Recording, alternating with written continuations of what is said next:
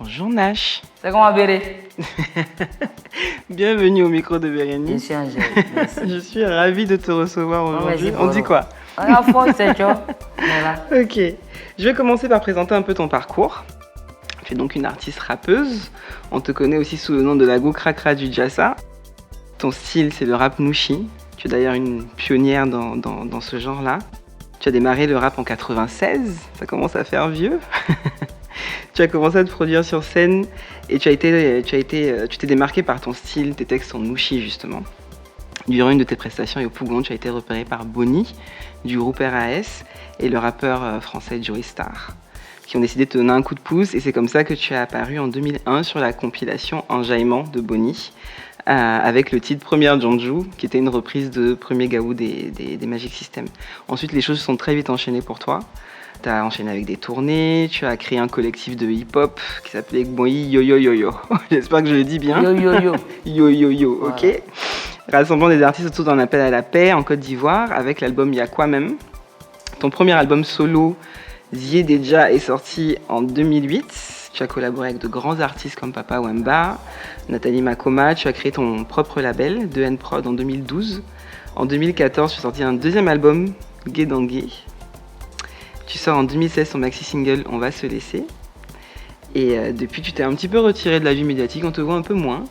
On te voit moins dans le rap, plus dans une vie spirituelle. Tu as reçu un prix MUD cette année pour l'ensemble de ta carrière. Où est-ce que tu en es aujourd'hui? Ouais, la carrière continue toujours. Déjà, merci pour ces recherches parce qu'on sent que tu as tapé Rançon fort et ça fait plaisir. Oui. Et donc, je me suis retiré à un moment donné, pour revenir à la question, je me suis retiré à un moment donné. C'est vrai par rapport à Godani, par rapport au Seigneur, mais parce que j'avais aussi le festival que j'organise pour détecter des talents. C'était pour moi une manière de me mettre à l'écart, pour donner la chance à mes petits frères. Donc j'ai eu à produire des artistes comme l'équipe Type, comme Kenna de Sansois, comme Annie Chris dans le temps. Pas mal de jeunes à qui je tendais la main. Et puis le festival, ça demande beaucoup d'efforts, beaucoup de disponibilité. Donc il fallait quand même se concentrer. Et puis spirituellement aussi, j'avais besoin de rentrer en moi, de me découvrir moi-même et puis d'avoir une communion avec le Seigneur. Donc voilà un peu. Aujourd'hui, je continue ma carrière. J'ai un album en préparation et je suis vraiment honoré de recevoir ce prix d'honneur au prix MUD grâce à mon vieux Moro Mola et puis M Group. Ça fait la deuxième fois qu'il m'honore de la sorte. Et je bénis le nom de Dieu pour sa vie et tous ceux qui continuent de me soutenir, tout. Et là, j'ai un concert aussi le 8 décembre à l'Institut français. Voilà, c'est un projet qu'on appelle Genève Africa, avec l'association Genève Africa, Laboratorio, chapeauté par une dame qui s'appelle Sylvana Moïvicho, une Suissesse, et puis Max Lobé. Donc c'est un festival de correspondance où moi, ma correspondance, elle est genevoise, suissesse, elle est journaliste, écrivaine. Et puis, Amila Slamé aussi, elle a une correspondance qui est écrivaine qui s'appelle Aike. Donc, on a fait des rencontres ici. Moi, je suis allé en Suisse et ils sont venus en Côte d'Ivoire. Et puis, la finale, ça sera le festival en Côte d'Ivoire du 7 au 10. Et puis, moi, je serai en concert en tête d'affiche le 8 décembre à l'Institut français. On a hâte Donc, voilà, pas mal de choses très bientôt. à venir. Et puis, voilà, des concerts en vue. On va revenir au tout début pour toi. Quelle a été ta première rencontre avec la musique? Qu'est-ce qui t'a donné? Qu'est-ce qui a été le déclic pour toi? Faut dire, le style que vous voyez, qui est le côté Zigei, la Go Krakra, je l'avais déjà par rapport à l'environnement dans lequel je me trouvais, qui est dans la ville de Mans. J'ai commencé le rap à Mans. Donc j'étais Krakra et mon éducation après ce qui était faite par mes aînés, par mes grands frères, Justin, Tino, le Manoir. Et puis, j'étais sportif. Je jouais au foot, au basket, au handball, tout ce que tu veux. Même la course de fond, course de haie, tout ça, je ne sais pas si ça se dit. Et puis, j'aimais beaucoup la rappeuse Priska, qui est l'une des premières rappeuses de Côte d'Ivoire. Je regardais l'émission Tempo dans le temps qui était animée par Georges Abouké, le Coran. Et puis, mon grand frère me dit, mais toi, de toute façon, tu apprends tout, tu maîtrises presque tout. Quand tu te mets dans quelque chose, ça marche là. Si tu fais comme la fille, là, ça sera bien. Ça serait bien. Je dis, ah ouais, c'est vrai, hein? Et puis je l'aime bien. C'est comme ça que tout de suite, quand c'est fini, il m'a dit, bon, on commençait, tu as fait des freestyles. Il me donne des poésies, des poèmes, il dit, il faut rapper ça. Et puis, il crée son bon, il me met au milieu d'eux. Je faisais des freestyles, c'est comme ça que c'est parti. J'ai créé un groupe de rap en classe de 6e parce qu'il y avait un concours qu'on appelait le concours Excellence. Donc on a participé au concours. C'est comme ça qu'on a été 2e et c'est de là que tout est parti. J'ai vu que voilà, j'avais quand même cette capacité, il y avait ce don-là en moi. Donc tout de suite, parce que ma question suivante, c'était comment est-ce que tu t'es tombée dans le rap? Mais tu as commencé tout de suite dedans, en fait. Ouais, je commençais tout de tu suite. t'es pas cherché. En fait, avant ça, j'aimais beaucoup danser. Je savais danser. D'accord. Mon grand frère, moi, se promenait pour danser. Le temps des Nièz Mou, le temps des Soroman Sanji, breakdance, les Ziké, tout ça. On était, voilà, on dansait. On avait une salle, on appelait salle B. C'est là-bas que tout s'est passé. Quand on met un système, il faut savoir qu'il y a Nyara qui s'est passé. Et ces chansons pour faire règlement des comptes. Donc, on me pendait. Donc, c'était la danse d'abord. J'aimais beaucoup danser, j'aime beaucoup la musique. Et puis, j'ai été bercé par la musique. Mes parents, avant, c'était les disques les vinyles. Là. Et donc, on avait les vinyles de Baïs Pinto, on avait les disques de Ernesto JJ. Donc, on a grandi de Nixon Pardo. Donc, toutes les musiques, les moments là, Moni Seka, tout ça. Donc, on avait tout ça, cassettes, disques. Donc, j'écoutais tout le temps dedans. Donc, j'aimais déjà la musique. Mais je ne savais pas que j'allais chanter un jour. Donc, le rap, c'est dès que mon grand frère m'a dit, on a vu plus qu'à la télé, elle m'a motivée. Et disons, elle était ma source d'inspiration et mon grand frère m'a motivé à faire. Et j'écoutais aussi après le rap français, comme Ayam, MTM, on va dire, les Oxy, autant de Faflarage, autant de Ménélique, de MC Solar, Bastaram, tout ça. Voilà. Et après, Diams est venu, donc voilà. D'accord. Le milieu du rap, c'est un milieu qui est très masculin. Ouais. On voit d'ailleurs des petites manières même de garçon manqué. Quand tu es fait par là, ben moi, prends ça là, tu vois. Et là. C'est un milieu qui peut même être un peu misogyne. Donc, comment est-ce que tu as réussi à te faire une place dedans? En fait, les gestuels, ça vient du mouvement Zigueï aussi. Hein. C'est quand tu es Zigueï, tu peux pas rapper, tu peux pas venir rapper. Parce que le rap, c'est une musique engagée, une musique forte. Donc, tu peux pas venir rapper. Bon, ça dépend de ce que tu fais. Moi, j'ai grandi dans un environnement chaud, hostile à la violence. Et là-bas, c'est à la dure, tu vois.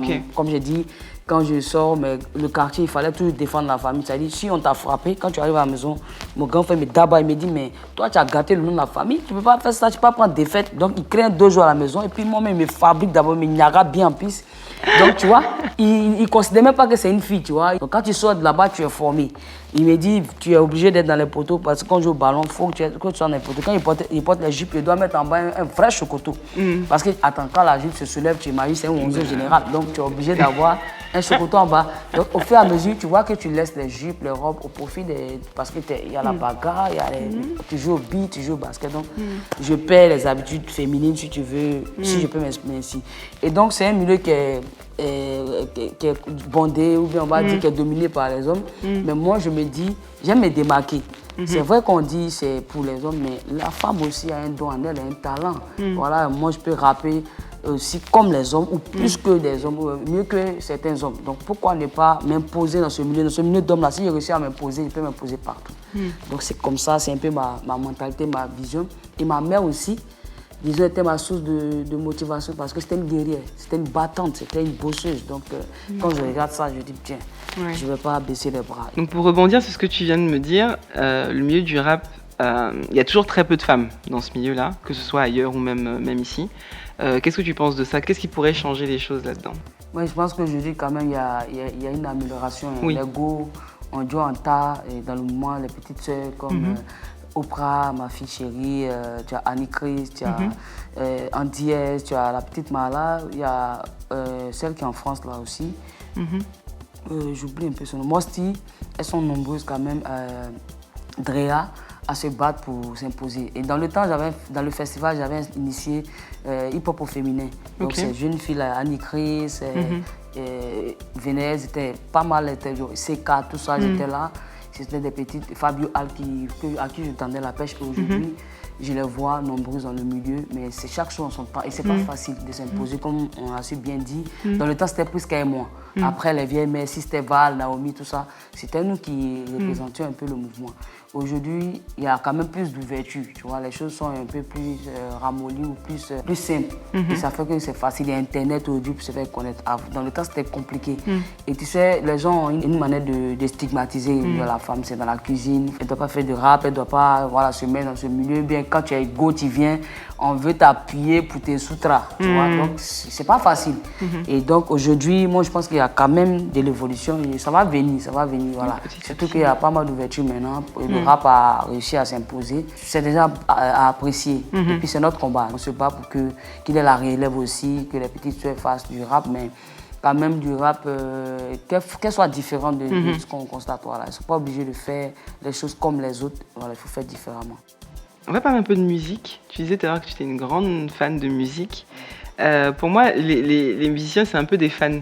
Parce que je trouve, enfin ça c'est vraiment un avis personnel, hein, je trouve que c'est très difficile de créer de la musique, on s'inspire toujours de quelque chose. Toi, est-ce que tu as une influence, une inspiration? Tu parlais tout à l'heure de Diams, on t'a beaucoup comparé à elle. Est-ce que c'est une source d'inspiration pour toi? Ouais, Diams a été pour beaucoup dans l'évolution de mon rap. Je l'aimais beaucoup, même jusqu'aujourd'hui, je l'écoute. On s'est même rencontrés grâce à Tikenja. Voilà, je salue le vieux Moro qui a fait ce geste-là. Parce que tout le monde disait, mais j'ai fait déjà sa reprise Confession Nocturne. Oui, Confession Nocturne. Nous, on a fait avec Mike Danon, qui a connu un succès énorme, ça nous a surpris. Et elle a apprécié, elle venait en concert et puis elle a écouté le son, était par Yves Dembela, le vieux Moro. Elle a vraiment apprécié et on est resté en contact. Elle m'a fait même écouter, je crois, son album Brut de femmes. Je sais pas, j'oublie, c'était quoi. Brut, elle avait son album qui est sorti avant qu'elle arrête la musique. Elle m'a fait venir au studio. SOS. Voilà, SOS, elle m'a fait venir au studio là-bas à Paris. Elle m'a fait écouter Master, tout ça. Et puis on avait 2 projets à faire ensemble. Et puis on devait être sur scène à Abidjan ensemble. Tout était par. Et puis bon, la crise est venue tout mélanger. Et elle s'est retirée par rapport à Dieu. Elle est devenue musulmane, tout, donc elle a tout abandonné. Et on s'écrivait un moment. Mais pour moi, ça reste une source d'inspiration. Ça reste un modèle. Voilà. Et vous avez 2 parcours en plus qui se ressemblent un peu. Bien sûr. Finalement. Retour au spirituel, ce retrait. Tu vois, son histoire est tellement. Et puis elle a un grand cœur, tu vois. Elle continue de faire du social, elle l'aide à travers son association.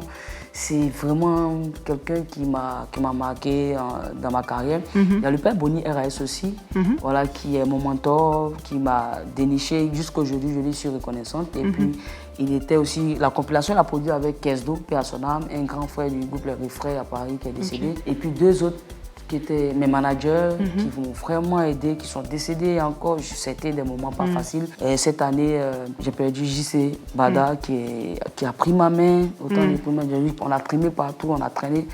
Et il est décédé.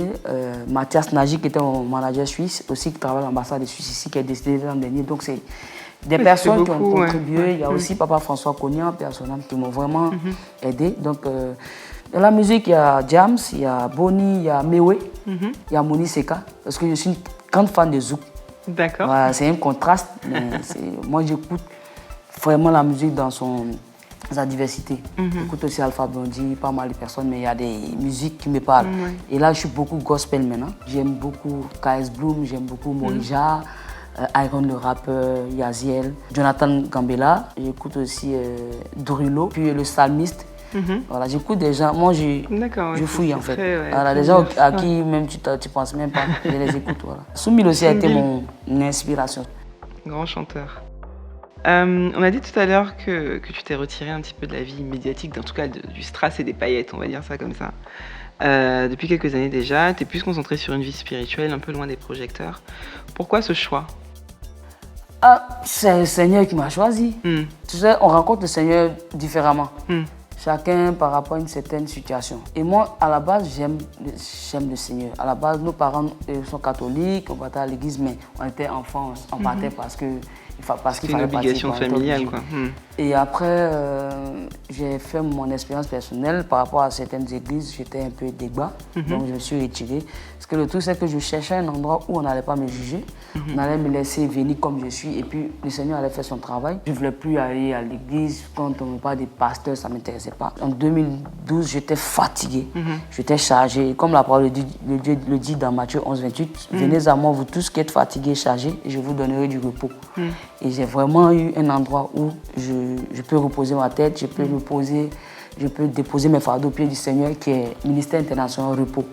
Donc la rencontre prophétique pour les œuvres du salut, donc mon père spirituel, le prophète Las Justin. Donc quand j'ai connu ce moment, il y a une amie qui est comme une sœur pour moi qui m'a dit, qui a vu mes moments de souffrance. J'étais en dépression, mais énorme.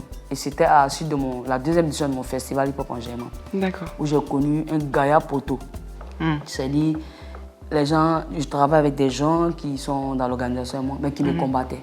Donc pendant l'activité, ils m'ont donné des idées qui ont fait échouer le projet. Et je me suis retrouvé là, avec personne dans il n'y a pas de monde, personne n'a me levé, Père Almighty, qui était là et qui me soutenait, qui ne comprenait pas, qui dit, mais pourquoi on te combat comme ça? Et pas mal de personnes qui ont vu que j'avais les bâtons dans les roues. Ou un projet que je faisais pour tout le monde. Et le problème, c'était pourquoi c'est toi la go qui te met au devant, tu veux commander des gens. Et quand je suis sorti de là, j'étais tellement déçu. Mes propres amis, mes propres personnes se sont retournés contre moi pendant l'événement. Donc ça a fait que je me suis replié sur moi et je suis tombé gravement malade. J'ai piqué une crise le soir. Mon cousin est venu prier pour moi de 19h à 6h du matin. Il est venu, ils ont prié, c'est là que j'ai pu me lever. Et ma frangine m'a dit, tu vois, je t'invite toujours à l'église, tu ne viens pas. Tu ne vois pas ta vie, tu as aidé des gens. Tu as nourri des gens, tu as fait ça. Et regarde ta situation aujourd'hui. Parce qu'on m'avait enlevé même le compteur. Dans mon âge, là, ils ont enlevé mon compteur. J'avais arrivé même pas à payer l'électricité, la nourriture, c'était chaud. C'était autre chose. Même mon loyer, je devais 3 à 4 mois de loyer. Et donc, elle m'a dit, viens à l'église. Si tu viens que ça ne te plaît pas, tu ne viens plus. Mais je sais que ça elle a pleuré devant mes frères et soeurs pour mon âme. Donc j'ai dit, mais j'ai jamais vu ça. Pourquoi il part à l'église, quelqu'un pleure comme ça?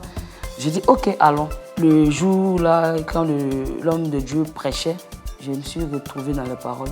Et c'est comme un vent de soulagement qui a soufflé.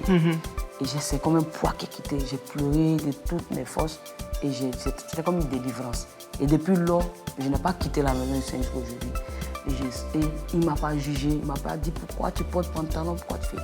Il m'a enseigné la parole de Dieu, il m'a montré les versets bibliques, il m'a dit voilà, voilà. Et en fonction de ça, le Seigneur, j'ai une conscience. Le Seigneur est entré en moi, le Saint-Esprit me parle, ses enseignements me font du bien. Et moi-même, j'ai aspiré à beaucoup de choses. Et aujourd'hui, vous voyez le processus, comment les choses se font, et c'est ça. Tu as répondu à la question suivante avant même que je te la pose, tu vois. Ouais, pose, hein. Trop fort. Merci beaucoup, Nash. On arrive à la fin de cette interview. Merci beaucoup d'avoir joué le jeu. Merci. J'ai passé un très bon moment avec toi. Moi aussi. J'espère que voilà, toi aussi. Est-ce que tu as un dernier mot? Est-ce que tu as une actualité que tu veux nous partager? Tu nous en as donné quelques-unes au début. Ouais.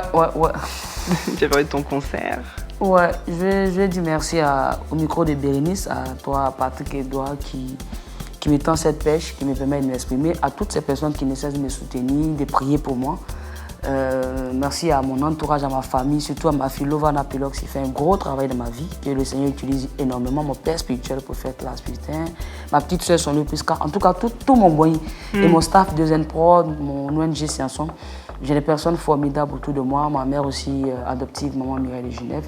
J'ai des gens qui sont vrais et surtout le père Kadjim, le Koro Kadjim, qui est un élément important de ma vie, qui est une épaule sur laquelle je pose ma tête, qui est une oreille qui m'écoute, qui est un grand frère que Dieu a envoyé dans ma vie, qui est comme un père pour moi. J'ai pas mal de personnes comme ça. Il a créé un noyau autour de moi, mais qui sont spirituellement posés, qui sont remplis de sagesse, d'humilité, et puis qui m'aiment sincèrement. Parce que c'est rare d'avoir ça.